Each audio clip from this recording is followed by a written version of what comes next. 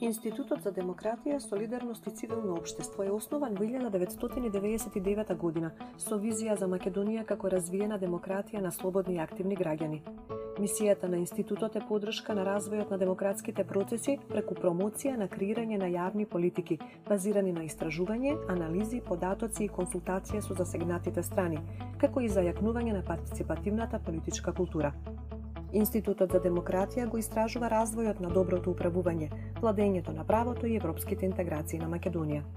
Конституенти на институтот се членовите, волонтерите, подржувачите како што се меѓународните владини и невладини организации, новинарите и медиумите, универзитетските професори и студентите, политичките партии, потоа корисниците, особено носителите на одлуки и креатори на политики, граѓанските организации, медиумските организации, членовите на политичките партии и подмладоци и општата јавност.